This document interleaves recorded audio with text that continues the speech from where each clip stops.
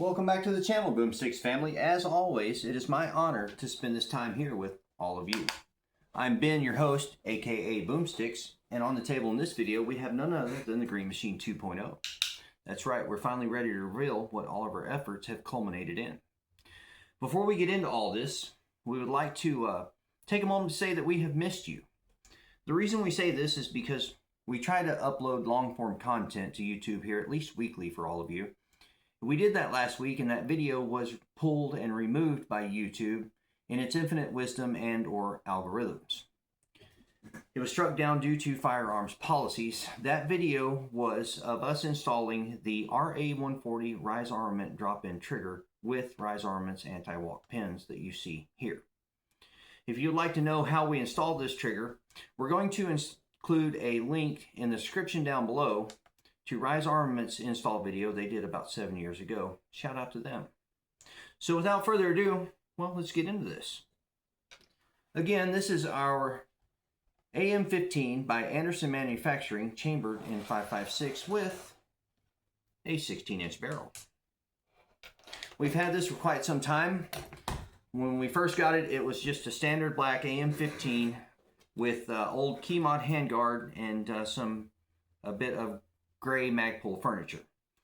Slowly and surely we have turned it into, well, what is culminated in here. We did that by way of adding well, different buttstock and different green, OD green grip and so on and so forth. And then we wanted the Green Machine to be a lot more green, so we went and we set out doing a weathered and worn finish. We've been looking at weathered and worn finishes across Instagram and Google, and we were a big fan. So we thought we would give it a shot ourselves, and well, we're very glad that we did.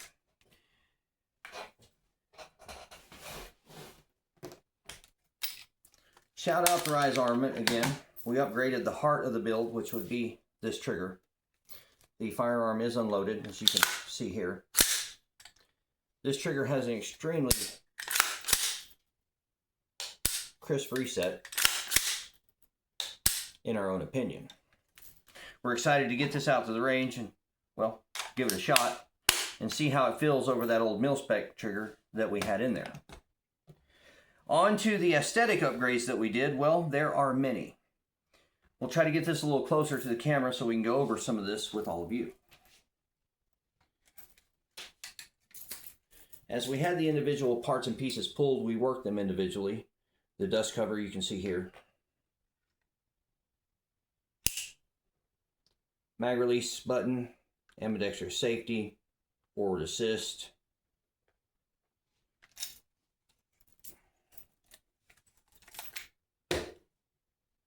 We did the bolt catch release.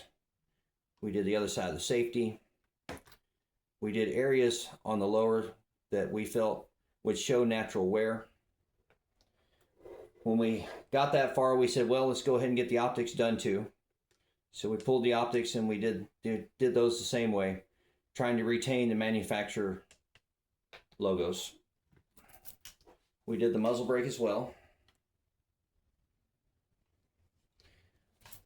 We got on Atlantic Firearms and we located these tiger walnut rail covers that you see here. Once we had these, we figured, well, why stop there? We got on Amazon and got some star metal stamps and gave a few more details here. Big fan of that.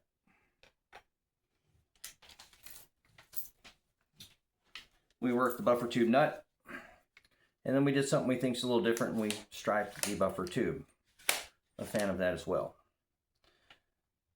One of the last things that we need to do this, the buffer tube nut on this is not torqued. We're going to have a video coming up soon showing all of you a new tool that we have acquired that, well, allows you to torque this buffer tube nut without canting the buffer tube one way or the other. We're excited about that. That comes to us by way of Goliath Armament. Shout out to them. So stay tuned for that.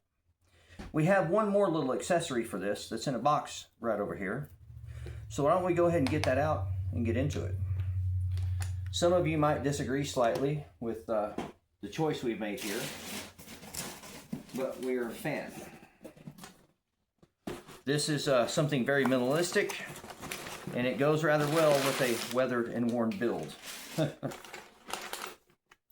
This would be one NC Star AR15 handguard rail bipod. For those of you who are familiar with these, then you know that they're very minimalistic and at times can probably leave a bit to be desired. However, we have a plan for that. This comes to us by way of Victory Arms, shout out to them, out of Mocksville, North Carolina. We picked this up again off a gun broker at a very thrifty price. And here it is.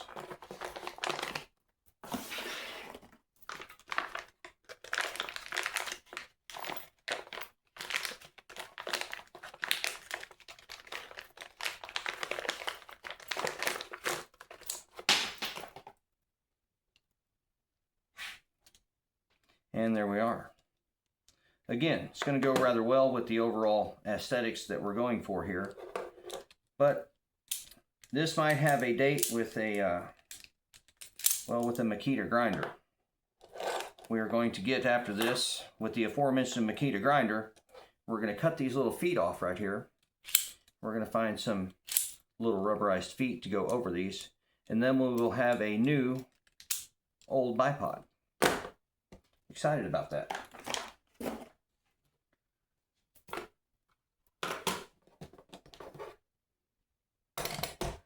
Coming up in some videos very soon,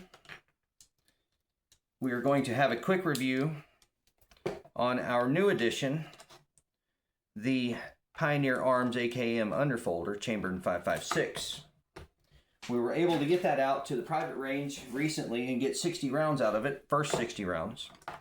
And we can tell you that we are quickly falling in love with that little rifle. So stay tuned for that review and stay tuned for some more rounds downrange. And here we are. We are, well, I'm a fan. This bipod might have a date with a green paint can as well.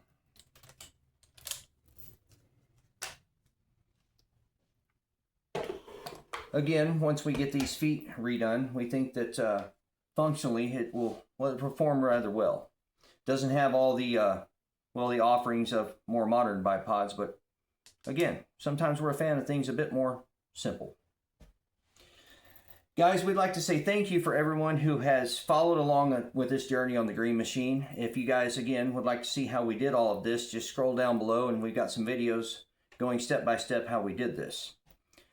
We have some new subscribers, and we'd like to take the time to say that it honors us every time, whether we have 1 or whether we have 10 new subscribers. Each and every time we feel honored to have you. We're honored to share in, well, this that we love so much. Guys, we love you. Boomsticks out.